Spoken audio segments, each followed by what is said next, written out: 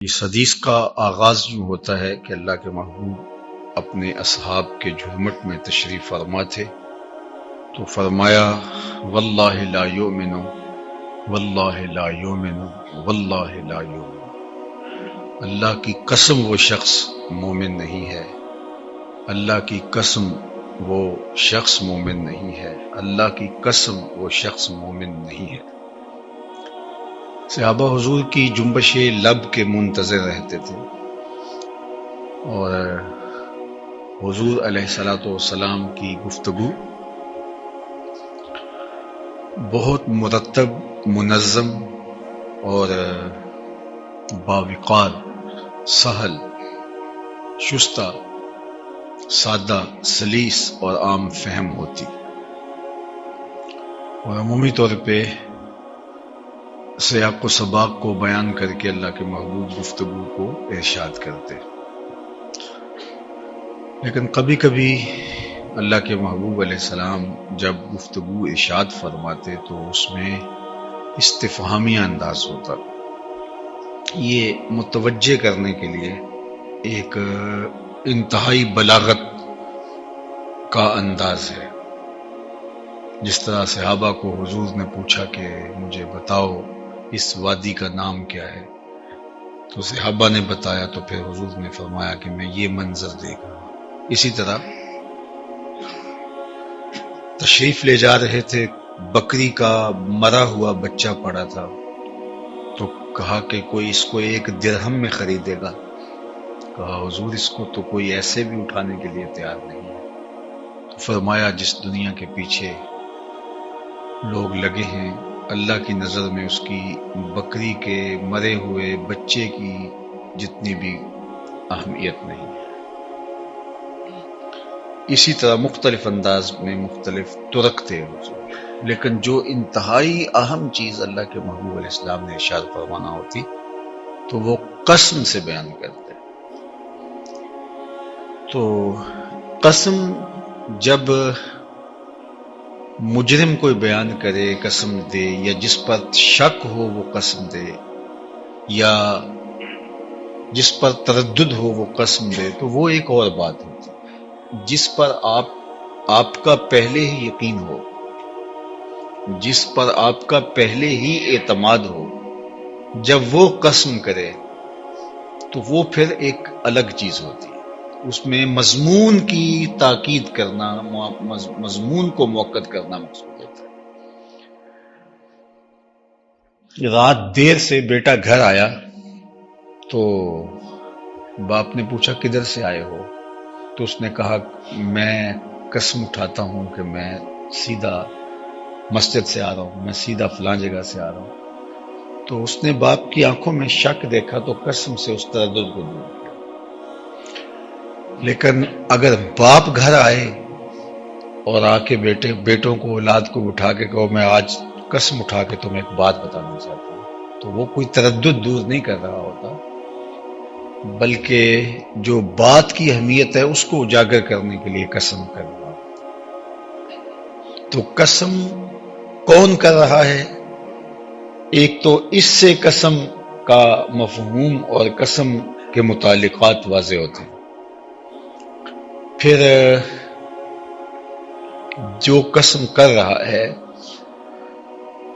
وہ اس کو کس تاکیدی انداز سے کر رہا ہے۔ تو اب یہاں جو تاکیدی انداز ہے وہ منفرد ہے کہ کسی سیاق و سباق کو بیان کیے بغیر کلمے کا آغاز ہی ایسے کیا جا رہا ہے، واللہ لا یؤمن واللہ لا یؤمن واللہ لا یؤمن، 3 مرتبہ۔ اللہ کی قسم وہ شخص مومن نہیں ہے، اللہ کی قسم وہ شخص مومن نہیں ہے، اللہ کی قسم وہ شخص مومن نہیں ہے۔ تو اب صحابہ کو تو سب سے زیادہ عزیز ایمان تھا، سب سے زیادہ عزیز انہیں ایمان تھا، اور ہمیں بھی سب سے زیادہ عزیز ایمان ہونا چاہیے، چونکہ اس دنیا میں سب سے بڑی دولت ہمیں جو عطا ہوئی ہے وہ دولت ایمان ہے، اور آخرت میں سب سے بڑی دولت جو اہل ایمان کو دی جائے گی جنت میں وہ دیدار الہی ہوگا۔ تو جو اس دنیا میں ایمان سے محروم ہو گیا، چاہے چرخ پہ جھولے، ہواؤں میں اڑے، زندگی کی ہر آسودگی اسے میسر ہو، اس کا ٹگا مل نہیں۔ اور آخرت میں جس کو دیدار الہی سے محرومی ہوگی، اس کے پلے بھی کچھ نہیں، وہ ناکام اور نامراد اور خاسر اور برباد ہو گیا۔ تو صحابہ کے لیے سب سے بڑی خوشی، سب سے بڑی بات ایمان۔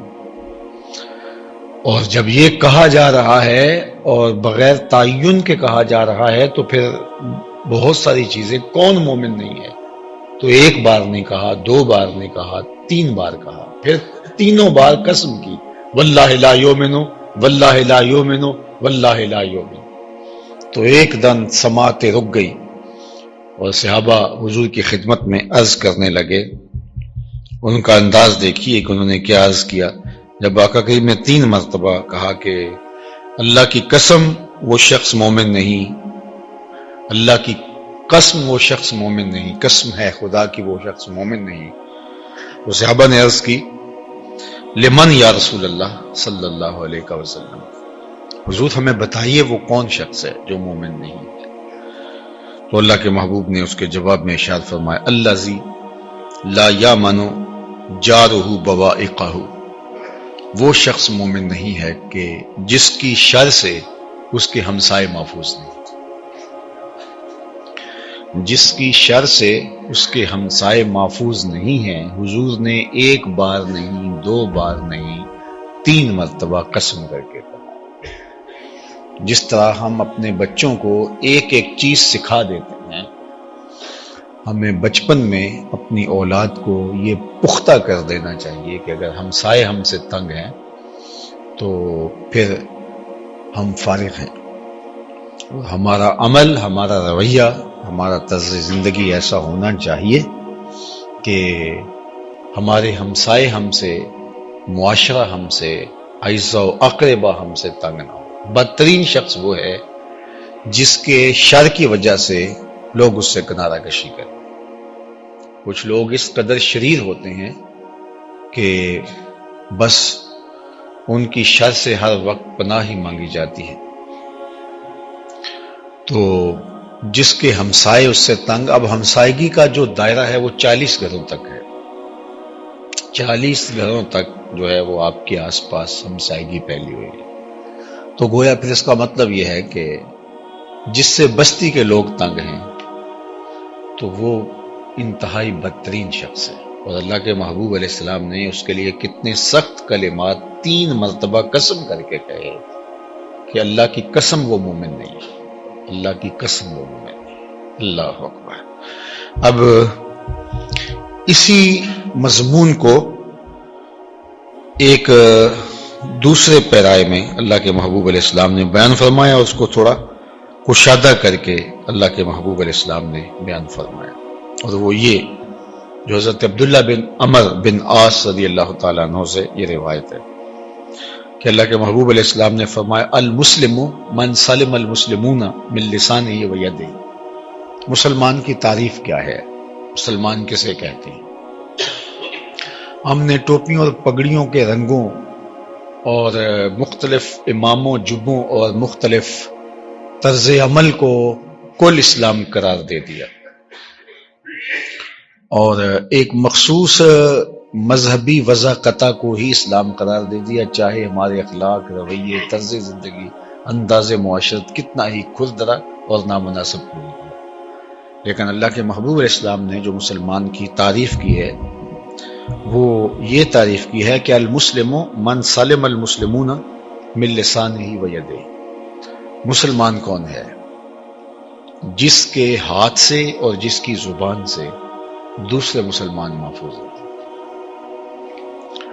اس کا بہت بڑا مفہوم ہے، زبان سے اور ہاتھ سے محفوظ ہے۔ یعنی آپ ایسے مسلمان ہوں کہ تمہاری زبان سے کسی کو ایذا نہ پہنچے، کسی کو تکلیف نہ پہنچے۔ وہ دین کس قدر ستھرا، پاکیزہ، صالح اور حساس دین ہے جو مسجد میں لہسن اور پیاز کھا کر آنے سے روکتا ہے، تاکہ تمہارے منہ کے اندر جو ان چیزوں کے کھانے سے ایک سمیل پیدا ہوتی ہے تو پاس کھڑے نمازی کو اس کا احساس ہو اور اس کو تکلیف پہنچے. یہ ہے ہمارا دین جو ہمیں یہاں تک حساسیت سکھاتا ہے.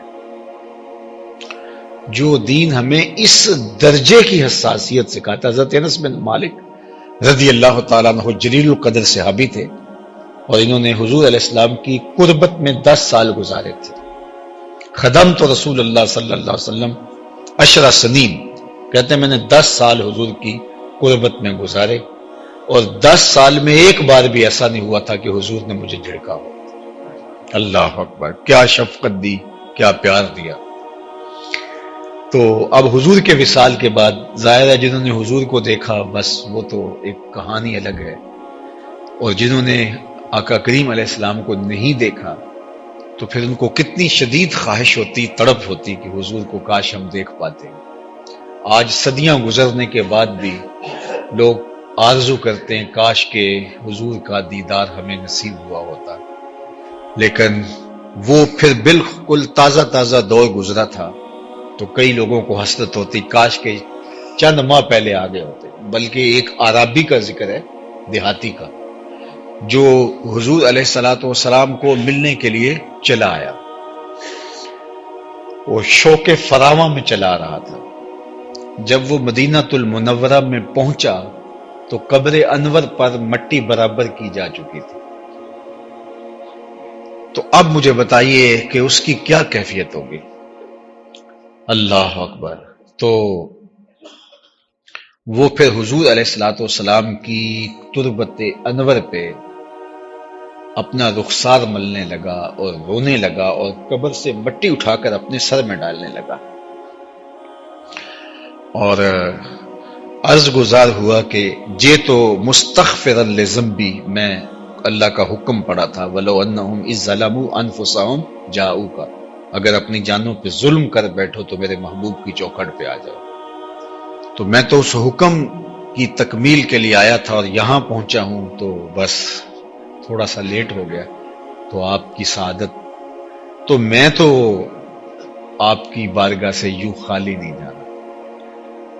مدارک التنزیل میں لکھا ہے، یہ تفسیر کی کتاب ہے، فنودی من القبر انہ قد غفر لک، گنبد خضرا سے صدا آئی جا تیرے گناہ معاف کر دیے.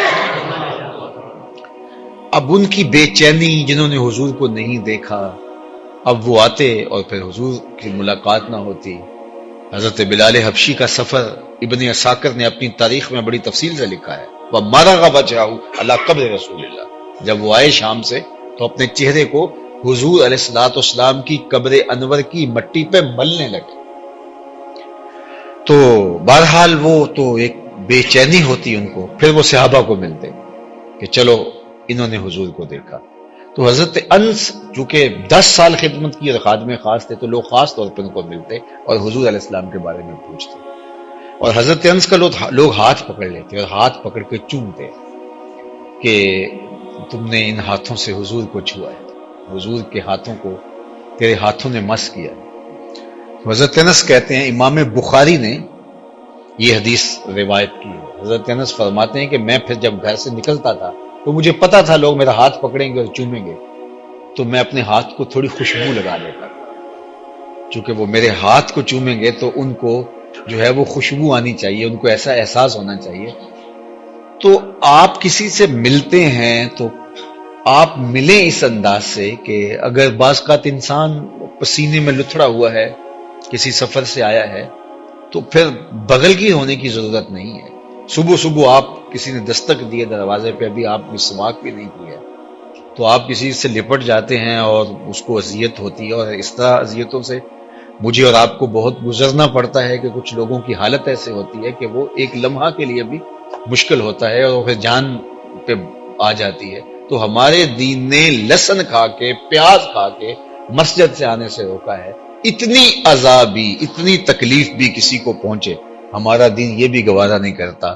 تو آپ کسی کے لیے سراپا ایذا بن جائیں، تکلیف کا ذریعہ بن جائے، تمہیں دیکھ کر کے کراہت آنے لگے، تمہاری ایذائیں یاد آنے لگے، تمہاری دی ہوئی تکلیفوں سے دم گھٹنے لگے اور تمہارے ساتھ جڑی ہوئی ایک لمبی کہانی جو تم نے اذیتوں کی رقم کی ہے وہ ساتھ جو ہے وہ یاد آنے لگے، تو بتائیے کہ اس سے بدترین شخص کون ہو سکتا ہے؟ تو کہا المسلم من سلم المسلمون من لسانہ و یدہ، بہترین مسلمان وہ ہے کہ جس کے ہاتھ سے، جس کی زبان سے دوسرے مسلمان محفوظ رہے۔ اللہ اکبر۔ اگر ہم اس حوالے سے اپنے اسلاف کی زندگیاں دیکھتے ہیں، اصحاب کی زندگیاں دیکھتے ہیں، تو انہوں نے کس طرح دوسروں کے معاملات کا اور چیزوں کا خیال رکھا۔ صحابہ کی زندگیاں حضور کے حوالے سے اللہ نے خود آداب سکھائے۔ اللہ کے محبوب علیہ السلام نے دعوت کی، صحابہ تشریف لائے، حاضر ہوئے حضور کے گھر۔ اب حضور کے گھر میں دعوت ہو تو پھر صحابہ تو پھر جس شوق سے آئے ہوں گے، اب گھر میں وسعت اور کشادگی اتنی نہیں تھی، تو تھوڑے تھوڑے لوگ آتے اور ان کو کھانا دیا جاتا، پھر وہ اٹھ کے چلے جاتے، پھر جو باہر منتظر ہوتے وہ آتے تو پھر ان کو کھانا دیا جاتا، پھر وہ چلے جاتے۔ تو اس طرح سے کچھ تھوڑے تھوڑے لوگ کر کے حضور کے حجرہ اصغر میں آتے اور وہ اپنا حصہ اٹھاتے اور چلے جاتے۔ اب کھانے کے لیے تو 10 منٹ یا 5 منٹ لگے، اور حضور علیہ السلام کے گھر میں آنا ہوا تو کئیوں کا پھر اٹھنے کو جی نہیں چاہا، وہ وہاں بیٹھ کر کے گفتگو کرنے لگے۔ حضور کا گھر ہے اور حضور نے بلایا ہے خود، تو کھانا کھا لیا اور کھانا کھا کے وہ بیٹھ گئے اور بات کرنے لگے کہ جتنا وقت یہاں گزر جائے، اور باہر لوگ منتظر ہیں کہ یہ اٹھ کے باہر آئیں اور ہم اپنی باری پہ کھانا کھائیں۔ اب اللہ کے محبوب علیہ الصلوۃ والسلام اشد حیاء من اظرافی خدرہا، کمواری عورت جو ہے وہ اپنے پردے میں ملبوس جتنی حیادار ہوتی ہے، اللہ کے محبوب اس سے بھی زیادہ حیادار۔ تو حضور کے چہرے پہ تغیر پیدا ہوتے تھے، جو صحابہ فرماتے عرف نہ ہو ہم اس کو پہچان لیتے تھے۔ تو آقا کریم علیہ الصلوۃ والسلام ان کو یہ نہیں کہہ رہے کہ اٹھ کے چلے جاؤ، اور دوسرا جو باہر منتظر ہیں ان کے لیے حضور علیہ الصلوۃ والسلام بے چین ہو رہے ہیں۔ اللہ اکبر۔ تو اب حضور علیہ السلام کے اندر ایک کیفیت چل رہی ہے کہ یہ اٹھ نہیں رہے، میں ان کو کیسے کہوں کہ میرے گھر سے اٹھ کے چلے جاؤ، کیونکہ طبیعت حساس ہے، اور دوسرا وہ باہر منتظر ہیں اور ان کو اندر لانا ہے، یہ اٹھیں گے تو جائیں گے۔ تو جبریل وہی لے کر آ گئے اور اہل ایمان سے مخاطبت کی کہ اہل ایمان جب کھانا کھا چکو تو پھر باہر چلے جایا کرو، اللہ کا نبی حیا کی وجہ سے تمہیں نہیں کہتا اور انہیں تکلیف ہوتی۔ یہ ادب سکھایا گیا۔ اللہ اکبر۔ اور پھر صحابہ نے پھر حضور کے آداب کی جس طرح رعایت کی، اللہ اکبر، وہ تاریخ کا انوکھا باب ہے۔ پھر صحابہ کوشش کرتے تھے، اچھا اللہ کے محبوب کتنی حساسیت تھی کہ میں نے پچھلے جمعے غالباً عرض کیا تھا کہ حضور نے تشریف لے جانا ہوتا اور واپس جلدی آ جانا ہوتا تو اپنے نالین حجرے سے باہر چھوڑ کے جاتے تاکہ لوگوں کو پتہ ہو کہ حضور ابھی آ رہے ہیں، اور اگر حضور نے کچھ دیر گھر رکنا ہے، استراحت کرنی ہے، تو پھر نالین سمیت چلے جاتے کہ کوئی اس انتظار میں نہ بیٹھا رہے کہ حضور تشریف لا رہے ہیں اور میں نہیں آ رہا، یعنی اس کو اس انتظار کی تکلیف بھی نہ برداشت کرنی۔ یہ ہے ان کا معاملہ۔ اور صحابہ حضور سے ملنے آتے ہیں تو وہ آ کے دستک نہیں دیتے، وہ دروازے پر بیٹھ کے درود پڑھتے رہتے۔ حضور خود آتے ہیں تو اپنی آرزو عرض کرتے، لیکن اگر کبھی نوبت آ بھی جاتی ہے حضور علیہ السلام کو عرض کرنے کی تو امام بخاری ہی ادب المفرد میں روایت لائے ہیں، کانت تکرہ ابواب النبی بالاظافر، صحابہ اپنی انگلیوں کے پوروں سے حضور کی دہلیز پہ دستک دیا کرتے تھے۔ تو یہ ہے ان کی زندگی، اور ایک دوسرے کے لیے ان کے جذبات اگر دیکھیے تو آپ کو ایسے ہی ملیں گے۔ اور تابعین کی زندگی اٹھائیے، ہمارے صوفیاء کے جو اخلاق ہیں، جو ان کا کردار ہے، وہ یہی تھا، انہوں نے لوگوں کے لیے آسانیاں اور راحتیں اور آسودگیاں پیدا کی، انہوں نے لوگوں کے جذبات کا اتنا لحاظ رکھا اور لوگوں کی دلجوئی کا اتنا لحاظ رکھا اور لوگوں کو شرمندگی سے بچانے کے لیے مبالغے کی حد تک اہتمام کیا۔ تصوف میں ایک نام ہے حضرت حاتم اسم کا، آپ نے بھی سنا ہوگا، بہت بڑا نام ہے تصوف میں۔ اسم عربی میں کہتے ہیں بہرے کو جو کانوں سے سن نہ پاتا ہو. جو قرآن میں مجید آتا ہے نا سمم بکمن، تو اسم کہتے ہیں بہرے کو. تو حضرت حاتم کے بارے میں مشہور تھا کہ یہ بہرے ہیں، لیکن حقیقت حال اس سے برعکس ہے، وہ بہرے نہیں تھے. ہوا یہ کہ آپ کے پاس کوئی خاتون اپنا کوئی دکھڑا لے کر آئی تو بیٹھتے بیٹھتے اس کی ہوا خارج ہو گئی. تو یہ تو ایک طبی اور فطری عارضہ ہے، لیکن عمومی طور پہ اگر ایسا ہو جائے اور برسر مجلس ہو جائے تو انسان سبکی محسوس کرتا ہے، شرمندگی محسوس کرتا ہے، جبکہ یہ ہر ایک کے ساتھ جڑا ہوا عارضہ ہے. لیکن یہ ایک بہرحال انسان کا ایک پرائیویٹ مسئلہ ہے. تو وہ خاتون تھی پھر، تو حضرت کے سامنے جب بیٹھنے لگی تو ہوا خارج ہوگی، تو وہ شرمندگی سے پسینے میں شرابور ہو گئی کہ ایک بہت بڑے بزرگ کے پاس آئی ہوں اور یہ کیا ہو گیا مجھ سے. تو وہ شرمندہ ہوئی جا رہی تھی، اور جب وہ بات کرنے لگی تو حضرت نے ایسے کان پہ ہاتھ رکھ کے کہا ذرا اونچا بولنا. اس کو تاثر یہ دیا کہ میں اونچا سنتا. تو وہ اس کی جو شرمندگی تھی وہ ختم ہو گئی کہ میں خامخواہ شرمندہ ہو رہی تھی، حضرت تو اونچا سنتے ہیں اور بہرے ہیں. پھر جب تک وہ خاتون زندہ رہی حضرت حاتم بہرے بنے رہے، کہ اس کو اگر پتہ چل گیا کہ میں بہرا نہیں ہوں تو اس کو تب شرمندگی ہو. یہ تھے ہمارے صوفیاء کے اخلاق. اب تو صوفی جبے سے بنتا ہے نا، اب تو صوفی لمبی پگڑی سے بنتا ہے، ہاتھ میں ڈنڈا پکڑے تو صوفی بنتا ہے، دمال ڈالے تو صوفی بنتا ہے. آج تو صوفی اور پٹکا باندھنے سے بنتا ہے، رقص اور ڈھول کی تھاپک پہ ناچنے سے صوفی بنتا ہے. لیکن حقیقی صوفی میں یہ نہیں ہوتا. اقبال نے بھی کہا تھا نا کہ فقر قرآن احتساب ہست و بود، نئے رباب و مستی و رقص و سرود، فقر اریاں گرمی بدر و حنین، فقر اریاں بانگے تکبیر حسین. تو رقص و سرود کا نام فقر نہیں ہے، فقر ان اوصاف حمیدہ کا نام ہے، اقدار عالیہ کا نام، اخلاق حسنہ کا نام. یہ وہ خوبصورت صوفی ایک خوبصورت اور ایک صالح پاکیزہ بے زرع انسان ہوتا ہے. اور ہمارا دین ہمیں یہی سکھاتا ہے المسلم من سلم المسلمون من لسانہ و یدہ. اللہ تعالی ہمیں ایسا بنائے کہ ہماری زبان سے اور ہمارے ہاتھ سے کسی کو تکلیف نہ پہنچے، اور ہمارے مرنے کے بعد لوگ گواہی دے سکیں کہ یار یہ بندہ، اس سے ہمیں کوئی کبھی تکلیف نہیں پہنچی. ورنہ ہم نے ایسے بندے بھی دیکھے ہیں کہ جب وہ مرتے ہیں تو لوگ زبان سے کہیں نہ کہیں تو ان کا دل کہتا ہے شکر ہے جان چھوٹی، خاص کم جہان پاک، اور ان کے لیے تعریف کے لفظ ہی نہیں مل رہے ہوتے. زیادہ سے زیادہ لوگ یہ کہہ دیتے ہیں اور ساڑھے نال ویسے چنگائی سی. مطلب کیا کہ اس نے لوگوں کی ناک میں دم کر رکھا تھا، صرف ہمیں چھوڑ گیا ہے. تم نظر نہیں آئے ہوگے، ساڑھے نال بس چنگائی سی، اس کا مطلب وہ کسی کے ساتھ اچھا نہیں تھا. لیکن کاش کہ اچھی گواہیاں پیدا کریں اور اپنے آپ کو مؤثر اور فعال بنائیں اور ہمارا وجود بے ضرر لوگوں کے لیے ہو. اللہ ہمیں صالح اور پاکیزہ معاشرت کی تشکیل